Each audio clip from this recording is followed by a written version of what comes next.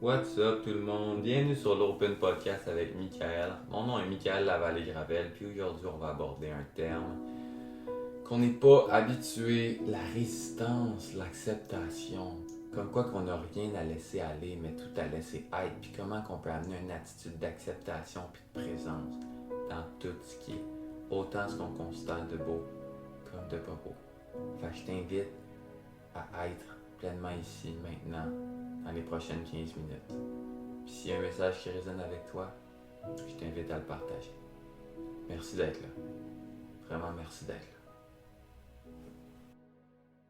Donc, pour vous mettre en contexte, c'est super agréable à dire, puis c'est super politically correct, mais on va y aller comme ça. Depuis mes 3 ans, dans les derniers 3 ans, moi, comment exprimer, l'évacuation fécale se fait de manière assez tardive dans la mesure où je suis chroniquement constipé.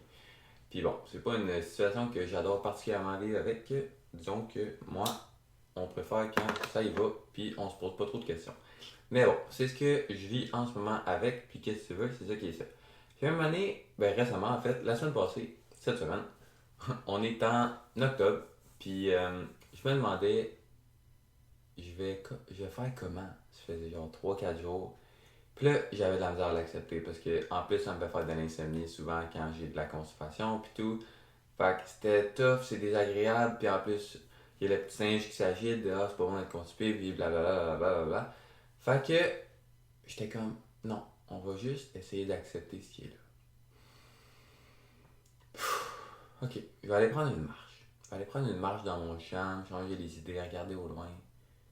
Puis je marche, puis je marche, puis je marche tranquillement. Puis là, un moment donné, je me dis, c'est quoi je dois laisser aller? Tu sais, je fais comme le lien entre laisser aller les toxines, laisser aller la marde, puis c'est quoi je dois laisser aller mentalement.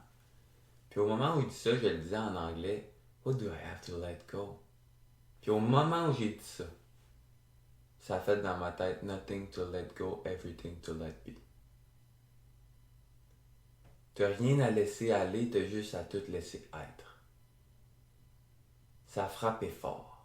Ça a frappé fort parce que j'étais comme, on cherche tout le temps de quoi à laisser aller, on cherche tout le temps la chose qu'il faut faire. Mais en réalité, c'est quand on laisse les choses être. En réalité, c'est quand on laisse la vie passer au travers de nous pour laisser la chose qui doit se faire être.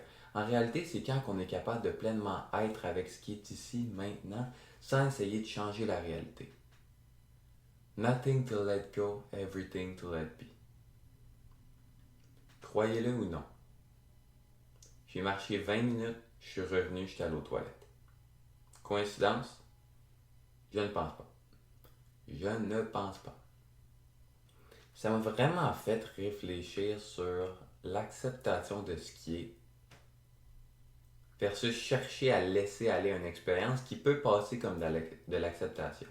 Tu sais, on vit beaucoup de choses dans notre vie, puis mettons qu'on vit de l'anxiété, on va se dire, oh, fais juste laisser ça aller. On vit un deuil, laisse ça aller. On vit de la colère, laisse ça aller. On vit du regret, laisse ça aller. C'est quand qu'on laisse être, pleinement être, qu'on laisse l'anxiété être, qu'on laisse notre colère être, qu'on laisse notre vulnérabilité être, qu'on laisse les parties de nous qu'on n'aime pas. On veut se débarrasser, on veut se débarrasser, on veut pas être cette personne-là, on veut plus ce pattern-là, ça me nuit, je veux plus être ça. Pourquoi t'aimes pas ce pattern-là? Aimer dans le présent, l'aimer profondément. Parce que ce pattern-là, cette anxiété-là, cette colère-là, cette énergie-là qui a besoin d'être bougée, a juste besoin d'être vue, a juste besoin d'être aimée, n'a pas besoin d'être rejeté par quoi que ce soit, n'a pas besoin d'être laissé aller. Mais dans notre monde, on a tellement de résistance face à ce qu'on vit. On vit dans un monde où on est en réalité plus safe que jamais. Toute réalité confondue, oui, il y a des réalités beaucoup plus safe que d'autres. Il y a des milieux beaucoup plus safe que d'autres. Mais il n'y a pas grand milieu qui se compare à quand on était dans la jungle une couple d'années, une couple de milliers d'années, où est-ce qu'on pouvait se faire mordre tout le temps par n'importe quelle bestiole, mourir de froid, pas avoir faim, sans parler des infections et tout ça. On n'est pas à cet endroit-là. On est beaucoup plus safe qu'on n'a jamais été. Mais on résiste à beaucoup, beaucoup, beaucoup, beaucoup plus d'expériences qui sont présentées à nous. Des expériences multifactorielles dans la mesure où il y a des choses qui sont en dedans de nous qu'on résiste, des choses qui sont à l'extérieur de nous qu'on résiste, des choses pas correctes, les choses qui n'ont pas lieu d'être, selon qui? Selon un petit nous qui pense qu'on sait exactement comment la vie doit être. Comme Peter Grant dit si bien, là, la vie se déroule, mais elle doit se dérouler de notre manière. Ouais. De notre manière. En quoi qu'on sait ce qui est bon, ce qui est mauvais réellement pour nous. Parce qu'en fonction de ce qu'on pense savoir comme correct est juste basé sur nos souffrances, puis ce qu'on a vécu quand on était jeune, puis ce qu'on a vécu comme expérience dans notre vie. Mais est-ce qu'on sait vraiment ce qu'on veut? Est-ce qu'on sait vraiment de quoi qu'on a peur? Mais quand quelqu'un vient menacer notre perception qu'on a de la vie, puis de comment que les choses doivent se passer, ouf, la résistance qui est créée en nous est assez importante, puis c'est ça qui se passe avec moi. Puis c'est ça qui se passe encore parce que c'est challengeant de le faire parce que je suis un humain puis je suis fucking pas parfait. C'est pas la constipation le problème, c'est la résistance à la constipation.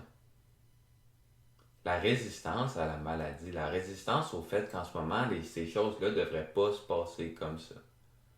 Je devrais aller aux toilettes à tous les matins. Je devrais pouvoir manger tout le temps. Je devrais pouvoir avoir de l'énergie tout le temps. Ben, on résiste à ce qui est présenté là. On résiste à ce qu'on vit tout court. Puis cette résistance-là est juste comme une spirale infernale qui nous tire vers le bas et qui nous fait beaucoup plus souffrir. Parce que je vous rappelle un concept dans le bouddhisme qui est la douleur versus la souffrance. La douleur, c'est ce que tu vis, c'est la sensation, c'est la constipation. Fine, ça on peut pas le changer, c'est pas agréable. L'insomnie, c'est pas agréable. Se sentir foggy, les yeux pognés, les yeux secs, avoir des toxines, se sentir mal dans le ventre, gonflé, des nausées. Non, c'est pas agréable, mais ça c'est la douleur. Après ça, il y a la souffrance que ta petite tête vient dire en fonction de la résistance que tu as. Puis je l'ai déjà dit, le degré de souffrance est directement corrélé aux attentes que tu as envers la vie. Donc ça, le gap entre attente et réalité, ça c'est la souffrance. Donc si moi je résiste à ce qui est, puis j'ai des attentes face à ce que je dois aller aux toilettes, puis que je dois vidanger complètement tout le temps, une hostie de degré de souffrance qui est réalisé parce que je n'y vais pas. Mais au moment où tu acceptes ce qui est, il y a une bonne partie de la souffrance qui disparaît. Disparaît comme par magie. Ça ne veut pas dire que c'est facile parce que l'ego, elle va résister. L'ego, le personnage, peu importe comment on l'appelle, cette partie de nous-mêmes qui est là pour nous garder safe en tout temps, va résister au changement, va résister à ce qui n'est pas ça c'est dangereux, je ressens des sensations pas agréables, pas qui sont pas correctes, mais des sensations pas agréables. Ça veut dire quoi sur moi? Est-ce que ça me met en danger? Puis en fonction des expériences qu'on a dans notre vie, peut-être qu'on va se sentir réellement en danger. Quelqu'un qui n'a jamais été malade, qui n'a jamais aucun contexte de maladie, ok, il va être constipé 2-3 jours, puis whatever, ça va passer. Mais quand ça fait longtemps que c'est ça, là, ton cerveau enregistre ce que tu as eu dans le passé. Puis ton ego est là pour te protéger, fait qu'elle va continuer de te le dire, puis te le dire, puis te le dire. On est wired, je sais pas c'est quoi en français, on est programmé pour être comme ça. Parce que si tu regardes dans les temps préhistoriques, comme j'ai déjà dit, je suis pas bon en histoire, fait que je sais pas ça remonte à il y a combien de temps, mais mettons que tu étais dans la nature, puis là tu te promènes dans la nature avec ta tribu, puis là tu as tout le temps pris le même chemin, puis pour la chasse, fais ça de la même manière, puis là il vient une idée, on va faire les choses complètement différentes. Puis au lieu d'aller essayer d'attaquer le mammouth avec une lance, moi j'ai essayé d'y aller juste avec mes mains parce que c'est ce que mon cœur me dit. Bon, whatever, t'as une idée de fou. Peu importe, t'écoutes ton cœur. Ben l'écho, elle est comme non. Elle pense juste en mode survie. Pas qu'est-ce que ça peut t'amener, juste qu'est-ce que tu peux perdre. C'est de même ça marche. Chaque décision que tu prends qui va être chaque décision que tu prends, tu vas penser beaucoup plus à ce que tu risques de perdre, à ce qui risque de faire mal, à ce qui risque de te mettre en danger, versus ce qui risque de t'amener de quoi de positif. Fait que la résistance, c'est quoi de naturel? Faut en être conscient. Puis on n'a pas à la laisser être, on n'a pas à la laisser aller, cette résistance-là, mais juste à la laisser être. Alright. T'es là pour me donner un message. Fuck, merci. Merci, parce que moi, je vois que mon ego veut me protéger. Merci, je t'aime, mais j'ai pas besoin de toi. J'ai pas besoin de toi parce qu'en ce moment, juste avant de prendre la décision, c'est une décision probablement d'une chenille qui s'en va vers un papillon.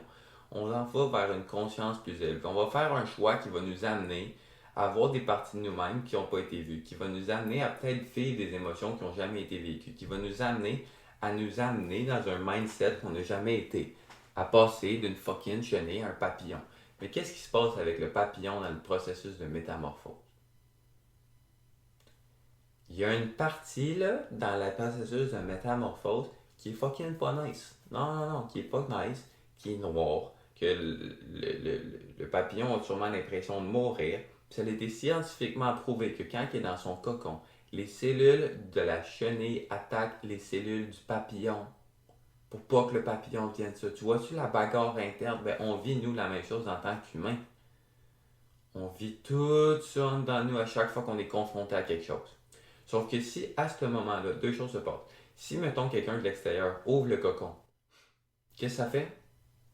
Le papillon n'aura pas la chance de genre sortir du cocon en mode genre Houdini, puis de renforcer ses ailes, puis il ne pourra jamais voler comme il a besoin de voler, puis il risque peut-être de mourir. La deuxième chose, c'est si pendant qu'elle est dans son cocon, qu'il fait noir, qu'elle s'épose, qu'elle s'en va, que tout est dégueulasse, qu'elle file pas bien, qu'elle file comme jamais qu'elle s'est filée, si elle se fiait à la résistance, à l'ego, à l'histoire qui est racontée, à tout ça, de what the fuck, t'es perdu, t'es dans un endroit sombre où est-ce que tu risques de mourir, genre, sors pas, fais rien, si elle restait là-dedans, la chenille ne deviendrait jamais le papillon. Puis je trouve que la papillon est fucking plus worth it que la chenille. On va se le dire, entre voler ou genre se promener à terre, let's go le papillon. Sauf que si tu savais que tu pouvais devenir un papillon, puis si tu savais que la vie a tout set up pour toi dans ta vie, pour que tu deviennes le papillon aux multitudes de couleurs, qui peut voler tellement haut, qui se fout de tous tes problèmes que tu vis en ce moment-là, si tu savais ça, est-ce que tu résisterais autant à ce qui est? Est-ce que tu essaierais de laisser les choses aller puis de t'en débarrasser parce qu'elles sont pas correctes selon ce qui se passe entre tes deux oreilles? Je pense que non. Tu laisserais les choses être. Tu t'abandonnerais au moment présent. Tu t'abandonnerais à ce qui est ici, maintenant, puis tu serais juste ici, maintenant. Alright, la vie. Amène-moi ce que tu dois m'amener pour faire de moi l'homme que tu veux que je sois. Amène-moi ce que tu dois m'amener pour faire de moi la femme que tu veux que je sois. Amène-moi ce que tu dois m'amener pour faire de moi le papillon que tu as toujours voulu que je sois. Puis le tu que je dis, ça peut être l'amour, Dieu, l'univers, Jésus, Bouddha, Allah, peu importe ta version, il y a de quoi de plus grand, je te le dis. C'est pas moi qui le dis, mais je te le dis en ce moment.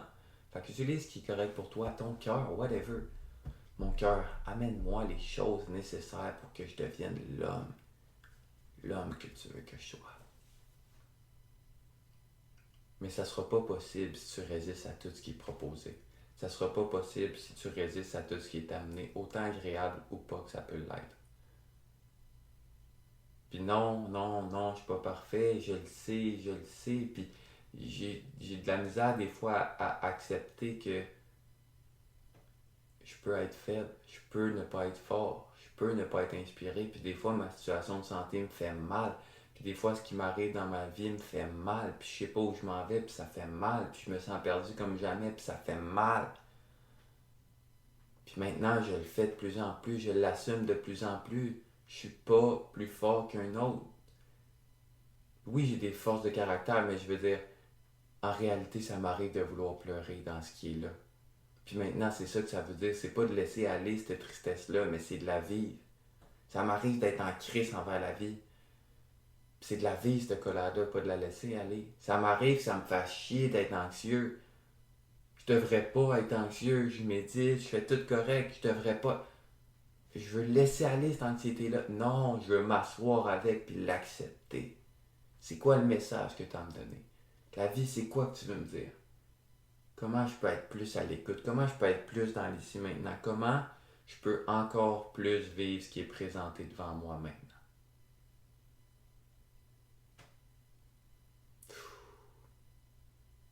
Sur ce, aujourd'hui, essaye pas de changer ce qui se passe. Aujourd'hui, essaye pas de trouver une solution à tes problèmes.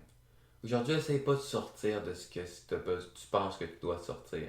Essaye pas de vivre autre chose que tu penses que tu dois vivre. mais essaye juste de vivre ce qui est présenté à toi.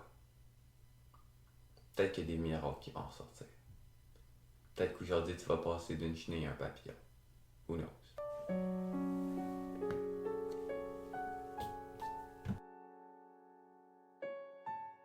Merci. Merci. Merci. Si vous êtes rendu ici, c'est que vous avez fait qu'un avec le moment présent et que l'épisode a résonné avec une mélodie en vous. J'essaie de prendre ce petit temps pour vous exprimer ma gratitude, car sans vous, le podcast serait qu'une idée. Et aussi, j'aimerais vous inviter à communiquer avec moi et à me donner du feedback, à me lancer des idées de sujets que vous aimeriez que j'aborde, à me présenter quelqu'un qui a une histoire à partager ou peu importe la raison. Sentez-vous juste à l'aise de me contacter afin d'amener cette idée à fleurir de plus belle. Si le cœur vous en dit, le lien de mon site est dans la bio du podcast ou sur mes réseaux sociaux. Et pour finir, je tiens à parler à toi. Oui, toi. Pour te rappeler que le monde est à une meilleure place avec toi. Et qu'il n'y a pas besoin de rien de plus que toi qui est 100% toi. Let that sink in. Merci. Et que la paix et l'amour soient avec vous.